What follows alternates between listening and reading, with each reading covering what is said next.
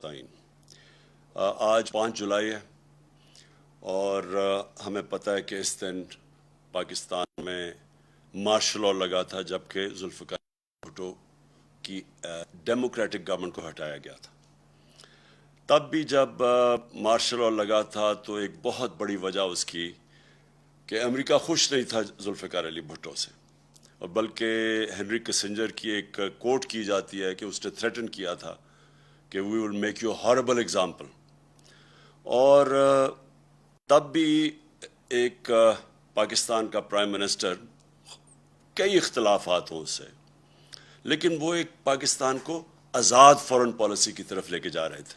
مطلب یہ آزاد foreign policy کا مطلب یہ کہ وہ فورن پالیسی جو اپنی عوام کی بہتری کے لیے ہو، یعنی کسی اور ملک سے کو خوش کرنے کے لیے نہ ہو، اپنی عوام کے کیا فائدے ہیں اس کے لیے فورن پالیسی بنے۔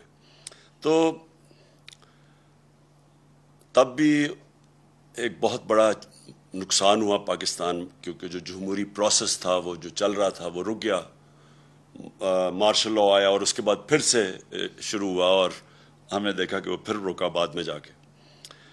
لیکن اب جو ہوا اس میں جو ایک ہی چیز جو تب 77 میں اور اب جو چیز کامن تھی وہ یہ کہ امریکہ خوش نہیں تھا کہ پاکستان ایک آزاد فورن پالیسی بنا لے۔ وہ چاہتے تھے کہ وہی فورن پالیسی ہو کہ حکم ملے، ایک ٹیلی فون کال آئے اور پاکستان ان کی جنگ میں شامل ہو جائے، اور 80,000 پاکستانی جانیں ان کے لیے قربان کر دے، اپنے ملک کا بھی نقصان کرے، اور آخر میں پھر بجائے ہمارا شکریہ ادا کرنے کے لیے ہمیں یہ کہا جائے کہ جی آپ نے ہماری مدد نہیں کی افغانستان جنگ میں اور ہمیں ہی ذمہ دار ٹھہرائے۔ تو جو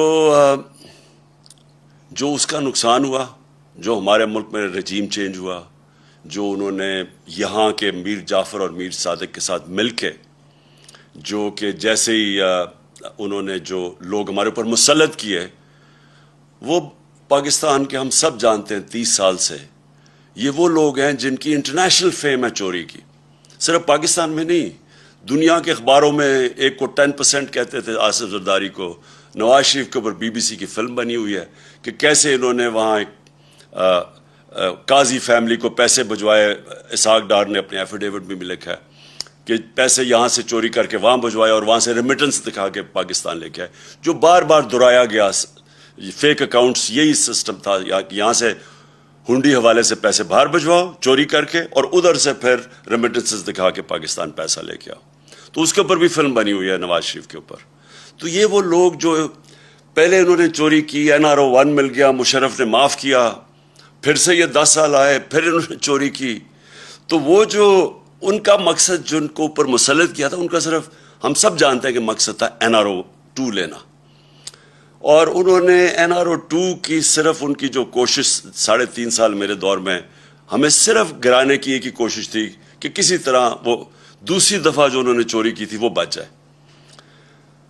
اب آج کا میں جو اصل وجہ سے میں نے آج یہ آپ کے سامنے قوم کے سامنے ہوں وہ یہ کہ دیکھیں، ایک پہلے سازش ہوئی، پھر ایک کرپٹ سیٹ اپ کو اوپر لے کے آئے، اور پھر انہوں نے اپنا NRO 2 لیا، اور اس کے بعد جو قوم کو یہ کہہ کے آئے تھے کہ ہم مہنگائی کم کریں گے، مہنگائی کے سارے ریکارڈ توڑ دیے۔ آج ساری قوم جانتی ہے کہ کبھی پاکستان میں اس طرح کی مہنگائی اتنے تھوڑے ٹائم میں نہیں ہوئی، اور یہ صرف 2008 میں، یعنی 14 سال پہلے اس طرح کی مہنگائی تھی۔ مہنگائی صرف آسمانوں پہ نہیں گئی، جو ہماری معیشت تھی، جو کہ صاف جو economic survey of Pakistan government کی جو سروے ہے، اس میں جو بتایا تھا کہ ساری چیزیں، یعنی انڈیکیٹرز جو تھے معیشت کے، وہ سارے صحیح راستے پہ جا رہے تھے، چاہے ایکسپورٹس ریکارڈ تھی، ٹیکس کلیکشن ریکارڈ تھا، اس کے بعد جو ہماری زراعت تھی ان کی بڑی زبردست 4 فصلوں کی ریکارڈ پروڈکشن 2 سال لگاتار رہی۔ تو ہر چیز جب پازیٹو پہ جا رہی تھی، جب ہماری IT جو فیوچر ہے پاکستان کا، اس کی جب ہم نے جو ان کو انسینٹیوز دیے، وہ بھی 75% 2 سالوں میں ایکسپورٹس بڑھی تھی۔ تو جب ایک ملک صحیح راستے پہ جا رہا تھا, انڈسٹری بھی گرو کر رہی تھی, روزگار میں یہ سب سے بر صغیر میں ورلڈ بینک کی سروے سب سے زیادہ روزگار پاکستان دے رہا تھا, اس وقت کے اوپر یہ سازش کی گئی. اور پھر جب لوگ پہلے ہی تنگ تھے, پہلے ہی قوم کی خودداری جاگ گئی, قوم نے جب دیکھا تو یہ کوئی بھی نہیں سمجھ رہا تھا کہ اس طرح پبلک سڑکوں کے اوپر نکلے گی. میں سچ بتاؤں, میں بھی نہیں سمجھ رہا تھا اس تعداد میں پبلک نکلے گی. عموماً تو لوگ جب حکومت جاتے ہیں خوشیاں مٹھائیاں بانٹتے ہیں, تو پبلک سڑکوں کے اوپر آ گئی. یہ کوئی بھی جو سازش کرنے والے تھے ان کے ذہن میں بھی نہیں تھا کہ اس طرح پبلک سڑکوں پہ نکلے گی. انہوں نے سمجھا تھوڑی دیر کے بعد یہ پبلک تھک جائے گی, گرمی بہت ہے. اس کے باوجود پبلک مسلسل سڑکوں پہ نکلتی رہی, اور جب بھی ہم نے ان کو دعوت دی, پرامن احتجاج کی, ابھی ہفتے کو قوم نے دیکھا کہ کس طرح پبلک آئی پنڈی اور اسلام آباد کی پریڈ گراؤنڈ میں, اور سارے پاکستان میں لوگ نکلے.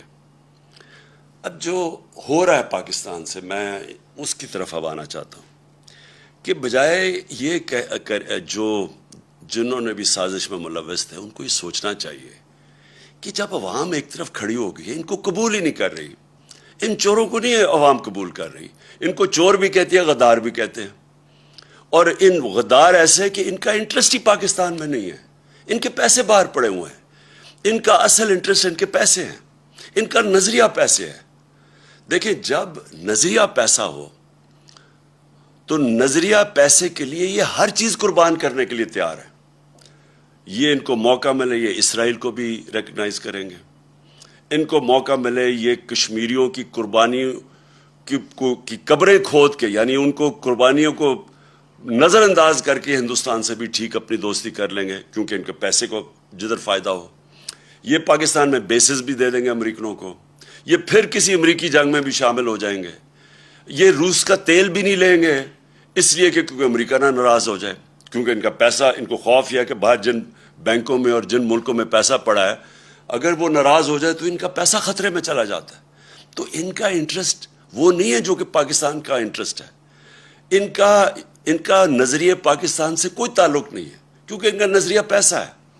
اب قوم ان کو مان نہیں رہی, تو اب ہو کیا رہا ہے پاکستان میں؟ کبھی میں نے پاکستان میں اس طرح کی فیشزم نہیں دیکھی جس طرح کا اس وقت خوف پھیلایا جا رہا ہے. میں نے ایسی کبھی حالات نہیں دیکھے. میں نے سوچا شاید تھوڑی دیر انہوں نے, چلیں شروع میں تھوڑا سا انہوں نے ٹی وی کے اور میڈیا کے اوپر زور لگایا, بلیک آؤٹ کر دیا ہمارا. وہ ان کی بدقسمتی کہ سوشل میڈیا اللہ کے فضل سے ایک نئی چیز ہے. پرانے زمانے میں تو میڈیا کو بلیک آؤٹ کر دو تو ختم ہو جاتا سناٹا, لیکن سوشل میڈیا, اور پھر کئی, میں سلام کرتا ہوں ان چینلز کو جو کھڑی ہو گئی اور انہوں نے دکھانا شروع کیا جس طرح پبلک نکلی. تو اب انہوں نے جو خوف اور ہراساں پھیلایا ہوا ہے, اور میں سب سے پہلے شروع کرتا ہوں صحافیوں پہ. دیکھیں, مارشل لاء کے دنوں میں ہمیں پتہ ہے پرانے زمانے میں تو صرف ایک ٹی وی چینل ہوتی تھی, پاکستان پی ٹی وی, تو اس وقت بڑا آسان ہوتا تھا انفارمیشن کو روکنے کے لیے. دنیا بدل چکی ہے, یہ چاہیں بھی تو آپ اس کو روک نہیں سکتے انفارمیشن کو. یہ سوشل میڈیا کا زمانہ ہے, آپ خبر نہیں روک سکتے. اگر آپ صحافیوں کو ڈرا کے, دھمکا کے, ایف آئی آرز کر کے یا لفافے دے کے اگر آپ ان کا منہ بند بھی کر لیں گے, سوشل میڈیا کا منہ کیسے بند کریں گے؟ ہر جس کے پاس موبائل فون ہے اس کی آواز ہے. وہ گھر میں بیٹھے ہوئے خواتین, بچوں کے پاس آج آواز ہے. یہ ایک ایسا کبھی ماضی میں نہیں ہوا. اس لیے جو یہ کوششیں کی جا رہی ہیں, یہ ایک ملک کو انارکی کی طرف لے کے جا رہی ہیں. اور یہ جس طرح کے صحافیوں سے کیا گیا, میں کیونکہ ایاز امیر کو میں تو 30 سال سے جانتا ہوں.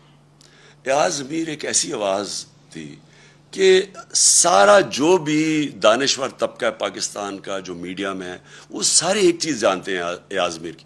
ایاز امیر کنٹرول نہیں ہو سکتا, وہ اپنی ضمیر کی آواز سنتا ہے, اس کا لفافہ نہیں دے سکتے آپ. اس کو وہ ایک ناڈر پڑھا لکھا انسان ہے.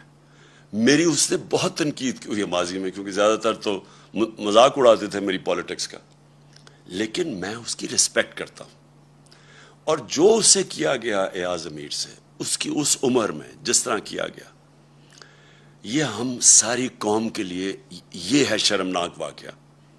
اور یہ ایک پیغام دیا گیا ہے، یہ باقی صحافیوں کو پیغام دیا گیا ہے.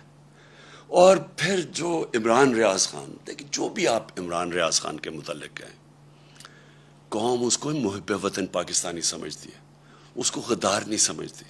اس کی یوٹیوب پہ جو فالوئنگ ہے وہ ایسے نہیں ہے. لوگ بیوقوف نہیں ہیں. آج جو چینل آج جو صحیح انفارمیشن نہیں دے رہی، جو خوف میں یا پیسے لے کے وہ جب یہ ان چوروں کا ساتھ دے رہی ہے جو اوپر ہمارے مسلط ہیں، اس کی ریٹنگ آج دیکھیں کدھر چلی گئی ہے. جو چینلز حق اور سچ کے ساتھ کھڑی ہے اس کی ریٹنگ اسمان پہ چلی گئی، کیونکہ لوگ بیوقوف نہیں ہیں. ایک بڑے دانشور نے ایک دفعہ کہا تھا کہ تھوڑی دیر آپ سب کو پاگل بنا سکتے ہیں، لیکن سارا وقت کوئی بھی سب کو پاگل نہیں بنا سکتا. تو اگر کسی کا خیال ہے کہ چینل کو پیسے دے کے لفافوں کے ذریعے ڈرا دھمکا کے آپ انفارمیشن کو کنٹرول کر لیں گے اور لوگوں کو دھوکہ دے دیں گے، وہ وقت گزر گیا ہے. اور میں یہ نام لینا چاہتا ہوں یہ صحافیوں کے، کیونکہ مجھے بار بار جو چیزیں سامنے ہماری آئی ہیں. اب ارشد شریف، اس کے اوپر ایف آئی آر کٹوا دی ہے.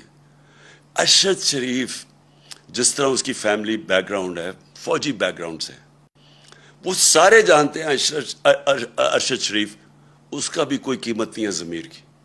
اس کو جس طرح ہراساں کیا جا رہا ہے کہ اس کا کسی طرح منہ بند ہو جائے. صابر شاکر وہ ملک چھوڑ کے چلا گیا. تو صابر شاکر کو کوئی آج سے تو نہیں وہ صحافت کر رہا ہے، 20 سال سے کر رہا ہے، ہم سب جانتے ہیں اس کو. وہ ملک چھوڑ کے چلا گیا. اور میں سبی ابراہیم اس کے پیچھے پڑے ہوئے ہیں. جمیل فاروقی نوجوان ہے، اس کے پیچھے پڑے ہوئے ہیں. ایک کوئی بات کر دے، کال آ جاتی ہے ان نون نمبر سے کہ یہ نہیں کرو گے تو ہم یہ کر دیں گے، نہیں تو ایف آئی آر آ جائے گی. عدنان عادل وہ، اور میں عارف حمید بھٹی، میری بڑی تنقید کرتے ہیں عارف حمید، لیکن عارف حمید اس کو دھمکیاں دی جا رہی ہیں کہ تمہیں اب یہ کر دیں گے. اور ڈاکٹر محیط پیرزادہ یعنی وہ کوئی غدار ہے، اس کے اوپر اس کو خوف ڈرایا جا رہا ہے. اور میں سیاست پی کے کا خاص طور پہ کہنا چاہتا ہوں، ایک عدیل نوجوان ہے، وہ کینیڈا چلا گیا ہے کیونکہ اس کو اتنا انہوں نے خوف ڈرایا اور دھمکایا. ہمارا ارسلان، ہمارے تحریک انصاف کے وہ سوشل میڈیا کے ہیڈ، ان کے گھر میں چلے گئے. ان کی وہاں ماں تھی، ان کی بہنیں تھیں، وہ وہاں اس کا کزن آیا ہوا تھا، اس کو 15-20 لوگ اندر گھس گئے، اس کو مارا پکڑ کے، خوف پھیلایا ہوا. پھر ہمارے سوشل میڈیا ایکٹیوسٹ، وہ یوٹیوبرز، ٹک ٹاکرز، وہ میرے پاس آئے، وہ کوئی بات کرنے وہ اسی دوران میں آئے، ان کو کال چلی گئی وہاں سے، او کہ آپ نے یہ نہیں کہنا، وہ نہیں لکھنا. دیکھیں بات سنیں، میں آج یہ سوال پوچھتا ہوں سب سے، اپنی قوم سے، اور میں اپنی جوڈیشری سے سوال پوچھتا ہوں، کیا پاکستان میں فنڈامنٹل رائٹ سسپینڈ ہو گئے ہیں؟ پہلے بتا دیں کیا مارشل لاء لگ گیا یہاں؟ کہ یہ کون سی کیا آئین اجازت دیتا ہے ان چیزوں کا؟ یہ تو میں نے آپ کو گنایا ہے. میری جو اپنی پارٹی ہے، جو کیمپین پہ نکلا ہوا ہے، جو 20 حلقوں میں، وہاں جا کے جی وہ موزم جو تو یہ اس کے اوپر ایف آئی آر کاٹ دی. ایک شرافت لڑکا ہے، وہ ہماری کیمپین کرا تھا، اس کو، وہ پیسے والا آدمی ہے، 40,000 روپے کی چوری کے کیس میں اس کو اندر جیل میں ڈال دیا. وہ وہاں سے نکلا، پھر اس کو جیل میں پکڑ کے ڈال دیا جب وہ اس میں ایک کیس میں فارغ ہوا. یعنی یہ کیا کوشش ہو رہی ہے؟ میں پھر سے اپنی ادب سے اپنی عدلیہ سے پوچھتا ہوں کہ کیا ملک میں فنڈامنٹل رائٹ سسپینڈ ہو گئے ہیں؟ 25 مئی کو جب ہم نکلے ایک پرامن احتجاج کے لیے، اور ہماری ساری تاریخ ہے پرامن احتجاج کی، ابھی جو سیٹرڈے کو ہم نکلے ہیں، کتنی پبلک نکلی ہے پرامن احتجاج میں؟ لوگوں کو غصہ بہت ہے، لیکن جب ایک پولیٹیکل پارٹی پرامن احتجاج کرتی ہے تو یہ ایک ملک میں کیوس سے بچتا ہے ملک. 25 کو انہوں نے کیا کیا؟ جس طرح یہ عورتوں رات کے 2 بجے عورتیں تھیں، کوئی ایک سین میرے ذہن میں رہتا ہے، وہ ایک 10 سال کی بچی اور اس کی ماں، اور وہ رو رہی ہیں کھڑی ہو کے کہ پولیس وہاں گھس گئی صبح کے 2 بجے ان کے گھر. پھر ایک 11 سال کے بچے کو پولیس پکڑ کے لے کے جا رہی ہے کیونکہ اس کا باپ گھر میں نہیں تھا. کیا یہ مقبوضہ کشمیر ہے؟ کیا یہ فلسطین ہے؟ فلسطینیوں سے ہو رہا ہے کہ کون سی دنیا میں ایک اپنی حکومت اپنے لوگوں سے وہ کرتی ہے جس کی کوئی تاریخ ہی نہیں ہے؟ بتائیں ہماری کوئی تاریخ ہے انتشار کی؟ ہم ہمیشہ قانون کے بیچ میں رہے ہیں، ہم نے ہمیشہ قانون کی حکمرانی پہ چلے ہیں۔ ہم جب فیملیز کو بلاتے ہیں، اور آپ نے دیکھنا جتنی خواتین آتی ہیں اور فیملیز آتی ہیں ہمارے جلسوں پہ، تو کیا وہ انتشار کے لیے ہم بلاتے ہیں ان کو؟ ان کے اوپر جس طرح 25 کو انہوں نے ظلم کیا، جس طرح پاکستان کی پولیس نے اور رینجرز نے جس طرح لوگوں کے اوپر ٹیئر گیسیں کی، ربر بلٹس چلائی، عام لوگ تھے، شہری تھے، عورتیں دیکھ رہے تھے سامنے، بچے بے ہوش ہو رہے ہیں، عورتیں بے ہوش ہو رہی ہیں۔ جس طرح لبرٹی چوک میں کون سی قیامت آ گئی تھی، وہ لوگ جمع ہوئے، وہاں جا کے ان کے اوپر شیلنگ کر دی۔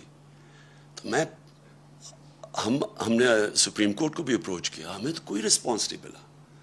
تو میں آج ساری قوم کے سامنے ایک بات کہنا چاہتا ہوں کہ دیکھیں یہ جو ٹیکٹکس ہے نا، فیشسٹ، خوف پھیلا کے، ڈرا کے لوگوں کو، یہ چوروں کو ہمارے اوپر مسلط کرنے کے لیے، میں پہلے تو ساری قوم کو آج ایک چیز کہہ دوں۔ دیکھیں اسلام کی تاریخ میں ایک بہت دردناک واقعہ، سب سے دردناک واقعہ کیا تھا؟ حضرت امام حسین کی شہادت۔ وہ کیا ہوا تھا؟ کوفہ کے لوگ یزید کے ظلم سے ڈر کے وہ ان کی مدد کرنے نہیں آئے۔ کوفہ کے لوگوں کو پتا تھا کہ حضرت امام حسین رائے حق پہ ہیں، ان سب کو پتا تھا۔ خوف کی وجہ سے انہوں نے اتنا بڑا اسلام کی تاریخ میں ثانیہ ہونے دیا، اور وہ ساری زندگی پچھتائے۔ تو میں آج ساری قوم کو کہنا چاہتا ہوں کہ ہر دور کے یزید آتے ہیں، اور یزید لوگوں کو غلام ہی بناتے ہیں خوف کے ذریعے، جو یہ کوششیں ہو رہی ہیں۔ ایف آئی آرز، میرے اوپر 15 ایف آئی آرز کٹی ہوئی ہیں، ہماری ساری سینئر لیڈرشپ، دہشت گردی کے کیس ہمارے اوپر کیے ہوئے ہیں، اور یہ صرف ایک وجہ سے کہ ہم کہیں ڈر کے تو چپ کر کے بیٹھ جائیں گے۔ دیکھیں میں آج اپنی قوم کے سامنے یہ کہنا چاہتا ہوں کہ دیکھیں میں چپ ہوں جب سے یہ ہوا سب کچھ، مجھے تو سب پتہ ہے کہ کس نے کیا کیا۔ میں صرف اور صرف اپنی قوم کے لیے کہ میں چاہتا ہوں میرے ملک کو نقصان نہ پہنچے، میں چپ کر کے بیٹھا ہوں، میں کوئی بات نہیں کرتا، کیونکہ مجھے پتہ ہے کس طرح یہ ساری سازش ہوئی تھی اور کون کون ملوث ہے۔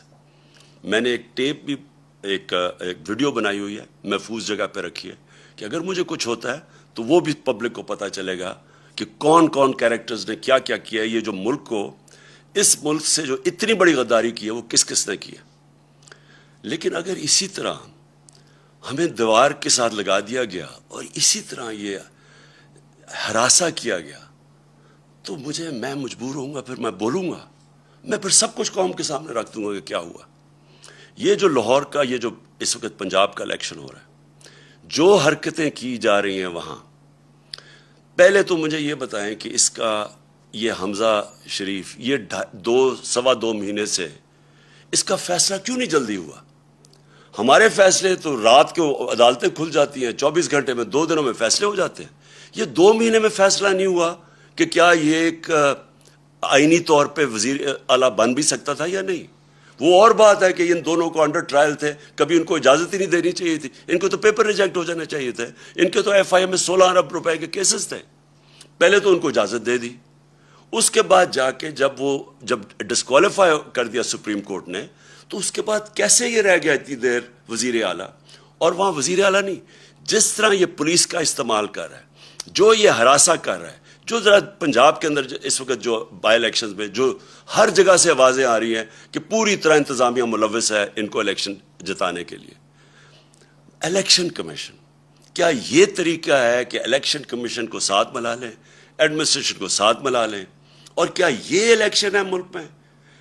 جو سندھ کا لوکل گورنمنٹ الیکشن ہوا ہے، ذرا صرف تفتیش کریں انڈیپینڈنٹ لوگ جا کے کہ اندرون سندھ میں ہوا کیا ہے۔ 15% لوگوں نے کیوں نہیں کھڑے ہوئے؟ 15% لوگ کھڑے ہی نہیں ہوئے، آن اپوز جیت گئے۔ پتہ تو چلوائیں کہ کیسے پولیس کا استعمال، کتنوں کے اوپر ایف آئی آرز کٹوائی، کیسے دہشت پھیلائی وہاں۔ تو یہ تو کوئی جمہوریت نہیں ہے، یہ تو ایک بالکل ہی فیشزم کی طرف جا رہے ہیں کہ کرپٹ، پہلے آپ غلطی کرتے ہیں، ایک سازش کے اندر شرکت کرتے ہیں ایک بیرون ملک کی، پھر چوروں کو اوپر بٹھا دیتے ہیں، وہ ملک کو تباہ کر دیتے ہیں، معیشت کا اور معیشت نیچے اور مہنگائی اوپر، اور پھر ان کو اوپر مسلط کرنے کے لیے سارے ادارے تباہ کرتے ہیں، ملک کے سارے ڈیموکریٹک انسٹیٹیوشنز تباہ کرتے ہیں، الیکشن کمیشن کو، انتظامیہ کو، ان کو ساروں کو استعمال کرتے ہیں ان کو پاور میں رکھنے کے لیے۔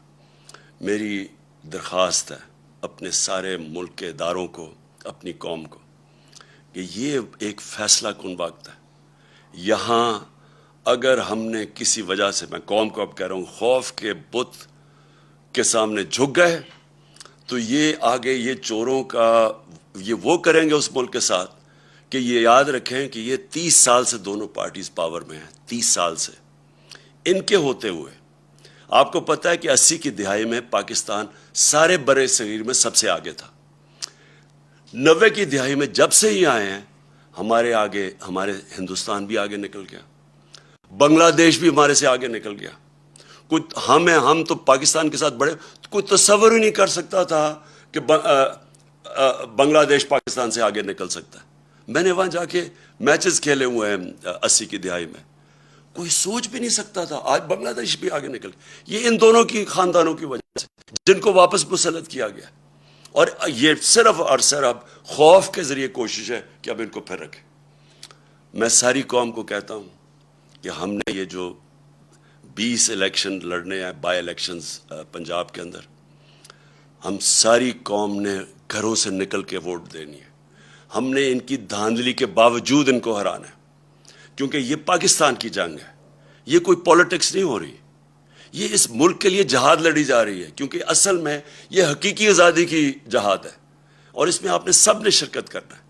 یہ نہیں ہو سکتا کہ آج سارے لوگوں کے اوپر جو ملک جہاد لڑ رہے ہیں قانون کی بالادستی کے لیے اور اس ملک میں اداروں کو مضبوط کرنے کے لیے، جمہوریت کے لیے، ان کے اوپر ایف آئی آرز ہو جائیں، اور جو 30 سال سے ملک کو لوٹ رہے ہیں وہ دندراتے پھر رہے ہیں، آصف زرداری ایسے پھر رہا ہے جس طرح کہ وہ پاکستان کا کوئی بادشاہ ہے، دوسری طرف وہ نواز شریف چوڑا ہو رہا ہے، وہ واپس آنے کی سوچ رہا ہے، وہ اسحاق ڈار جو کہ ملک سے باہر بھاگا ہوا تھا، جس کا ایفیڈیوٹ بھی ہے حدائبہ پیپر مل میں، وہ تیاری کر رہا ہے واپس آنے کی، شہباز شریف اور حمزہ شریف جن کے اوپر 16 ارب روپے کے ایف آئی کے کیسز تھے، جس میں 4 گواہ اب تک جب سے ہی آئے ہیں 4 گواہ مر چکے ہیں، ایک انویسٹیگیٹر مر چکا ہے اور ایک کو اب ہارٹ اٹیک ہوا ہے۔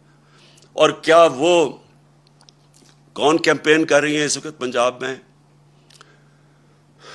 مریم، یہ مریم وہ ہیں جنہوں نے سارے ٹی وی کے اوپر جا کے کہا 2014 میں، ان کی چلتی ہے وہ، کہ میری لندن تو پاکستان، لندن چھوڑے پاکستان میں بھی کوئی پراپرٹی نہیں۔